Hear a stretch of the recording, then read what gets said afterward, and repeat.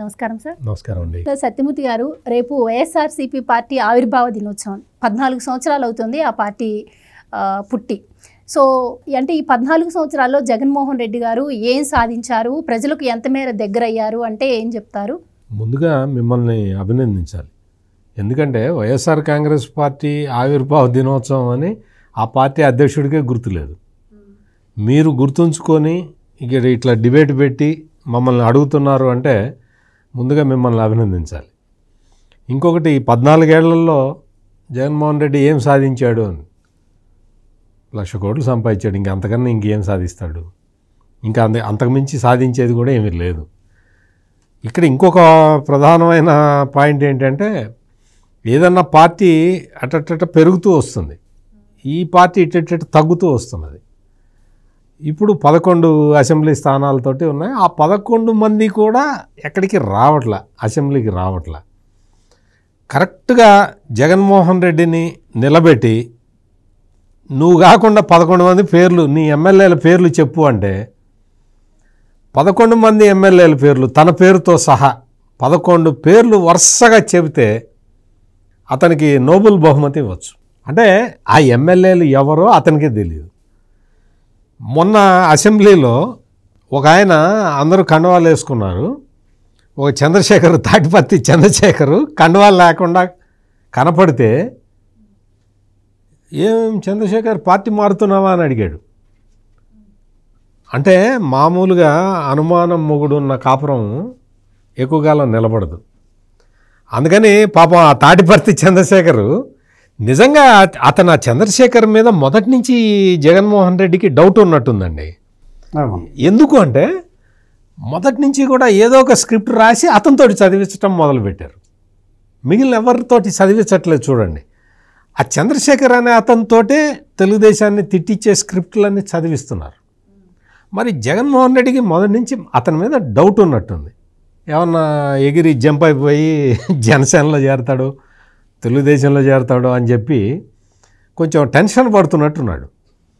ఆ విధంగా ఇక్కడ మొత్తం ఎమ్మెల్యేలని కంట్రోల్ చేయలేని ఒక అసమర్థ నాయకుడుగా ఈ జగన్మోహన్ రెడ్డి మిగిలిపోయి ఉన్నాడు. ఈ టైంలో 14 ఏళ్ళైనా 140 ఏళ్ళైనా అటువంటి నాయకుడి నాయకత్వంలో పార్టీ మనుగడ సాగించడం కష్టం.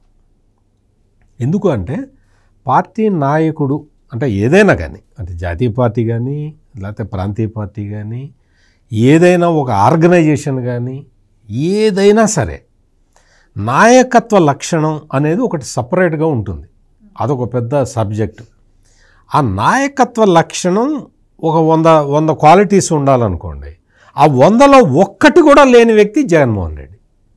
అనుమానం, అహంకారం, అనాలోచిత విధానం, నీకు అన్ని రకాల దుర్లక్షణాలు ఉన్న వ్యక్తి ఈ జగన్మోహన్ రెడ్డి. అహంకారం, ఎంత అహంకారం అంటే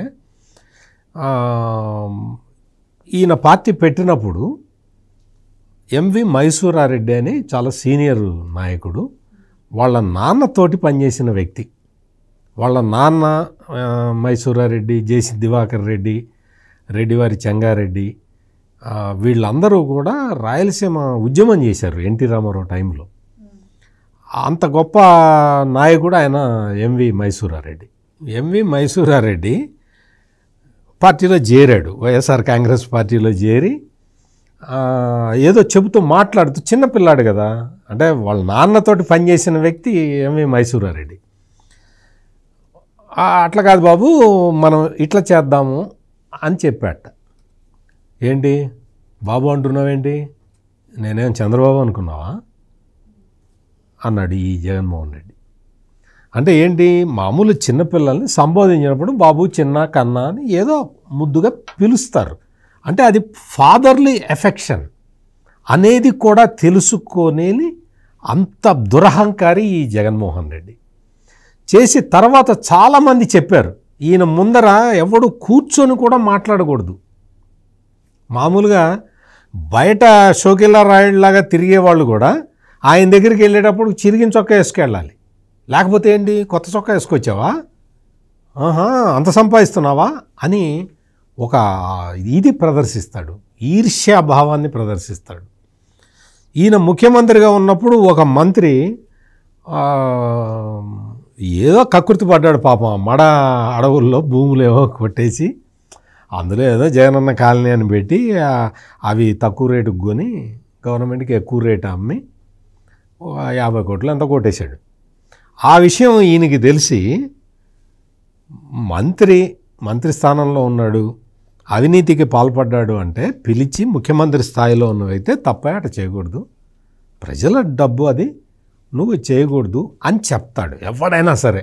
అంటే నాకు తెలిసి కూడా, నేను కూడా చాలామంది ముఖ్యమంత్రులతో చూశాను కాబట్టి, చాలామంది ముఖ్యమంత్రులు ఇట్ట అప్పుడు అసలు ఇంత అవినీతి అప్పుడు లేదనుకోండి, ఎవరైనా అట్లా చెప్తారు. కానీ జగన్మోహన్ రెడ్డి ఏం చేశాడు తెలుసా? 50 కొట్టేశావు కదా, 25 ఇక్కడ పెట్టిపో అని అడిగాడు. ఆ తర్వాత కేబినెట్ పునర్వ్యవస్థీకరణలో అతనికి మంత్రి పదవి కూడా రాల. అతను చచ్చినట్టు అక్కడ 25 పెట్టిపోయాడు.